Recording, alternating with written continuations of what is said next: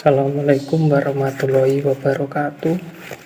Pertama-tama marilah kita panjatkan puji dan syukur kita kepada Allah Subhanahu wa Ta'ala yang telah memberikan kita waktu dan kesempatan untuk hadir di tempat ini. Tidak lupa pula kita kirimkan sholawat kita kepada Nabi Muhammad SAW, Nabi yang telah membawa kita dari zaman jahiliyah menuju zaman yang terang benderang. Ma'asyiral muslimin wal muslimat rahimakumullah. Pada kesempatan kali ini kita berkumpul bersama untuk membahas tentang cara berbakti kepada orang tua menurut ajaran agama Islam. Mengapa Islam mengajarkan kita untuk berbakti pada orang tua? Islam adalah agama yang penuh kasih sayang. Orang tua adalah orang yang paling berjasa dalam hidup kita. Orang tua adalah titipan Allah Subhanahu wa Ta'ala kepada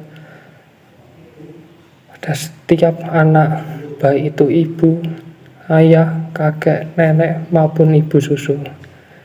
Pengorbanan orang tua agar kita dapat tumbuh dan berkembang dengan baik sangatlah besar.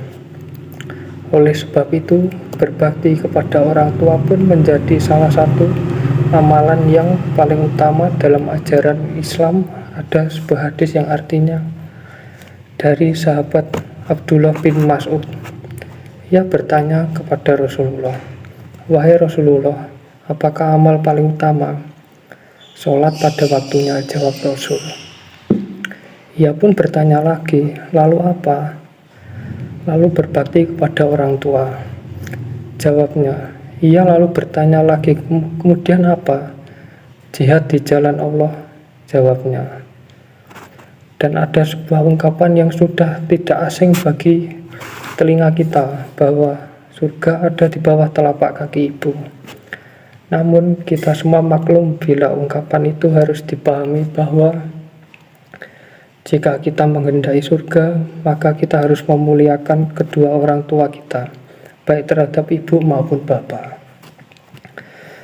Kalau kita benar-benar tulus menyayangi dan mencintai orang tua, serta menempatkan kepentingan orang tua di atas kepentingan sendiri, dan menjadikan diri kita ini sebagai tempat tumpuan hidup kedua orang tua, insya Allah jalan hidup kita menjadi lancar, banyak berkah, dan penuh kebahagiaan. Dalam ridha Allah Subhanahu wa Ta'ala, dalam menjalankan roda kehidupan ini dilalui dengan sangat mulus, tanpa hambatan, sebagai keluarga utuh yang sakinah, mawaddah, warahmah. Sebaliknya, kalau kita biasa-biasa saja terhadap orang tua, tidak ada perhatian khusus terhadap kedua orang tua, maka jalan hidup kita pun biasa-biasa saja. Orang tua kita adalah sebagai wakil Allah Subhanahu wa Ta'ala di bumi ini. Kalau kita menyepelekan orang tua, apalagi kita sampai berani menghina orang tua, menentang perintahnya, dan tidak menghargai orang tua, sudah pasti Allah pun akan murka kepada kita. Barang siapa yang berani dan tidak memuliakan orang tua, maka kehidupan sehari-hari seorang tersebut akan banyak mengalami kesulitan hidup, menderita lahir dan batin, serta selalu ditimpa permasalahan dalam banyak hal. Allah berfirman, "Wa qada rabbuka alla ta'budu illa iyyahu wa bil walidaini ihsana imma yablughanna indakal kibara ahduhuma aw kilahuma fala takul lahuma uffin wala tanfarhuma wa qul lahuma qawlan karima mahfid lahuma janas minar rahmati wa qurrabbir hamhuma kama rabbayani shaghira." Artinya, dan Tuhanmu telah memerintahkan supaya kamu jangan menyembah selain Dia, dan hendaklah kamu berbuat baik pada ibu bapakmu dengan sebaik-baiknya.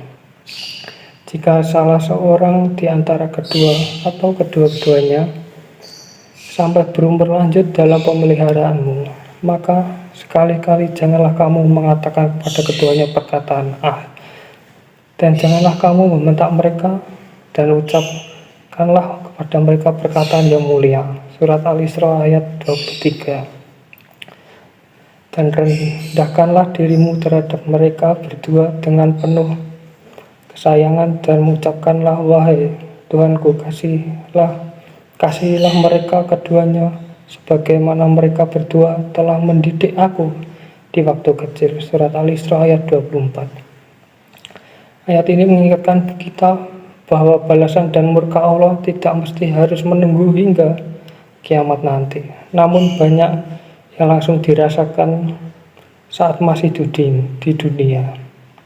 Bagi hamba-hambanya yang berani melawan akan menyia-nyiakan kedua orang tuanya,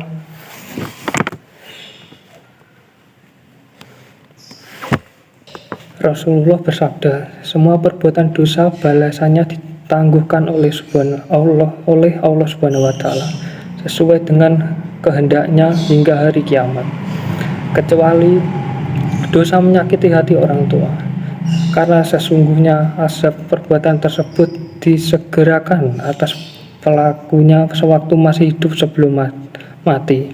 Hadis riwayat Tabrani. Begitu pentingnya menjadikan diri sebagai tempat berpijak, tempat tumpuan hidup orang tua. Islam telah menempatkan kebaikan dan sikap hormat kepada orang tua berada satu tingkat di bawah keimanan kepada Allah Subhanahu wa Ta'ala. Selama orang tua tersebut dalam keimanan kepada Allah Subhanahu wa Ta'ala, Rasulullah bersabda, orang yang paling besar haknya untuk dimuliakan bagi perempuan adalah suaminya, dan orang yang paling berat dimuliakan bagi pria adalah ibunya.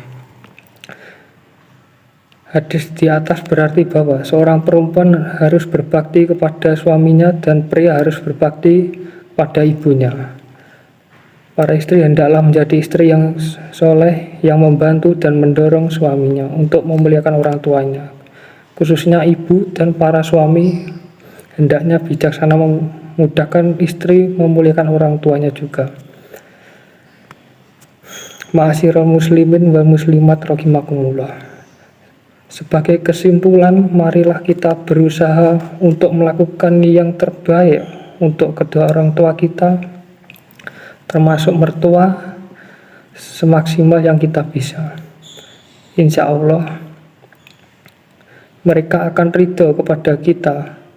Banyak-banyaklah bersyukur dan mendoakan kedua orang tua yang telah melahirkan kita, membesarkan kita, mendidik dan menyayangi kita, karena ridha Allah bergantung pada ridha orang tua, maka doa orang tua pun akan didengar dan dikabulkan oleh Subhanahu wa Ta'ala.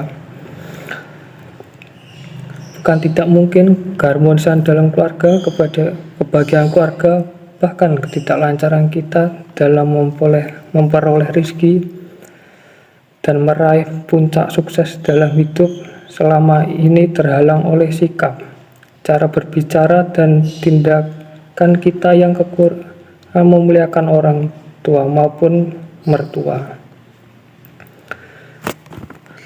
Kemudian barangkali timbul pertanyaan, bagaimana caranya kita berbakti bila orang tua kita telah meninggal?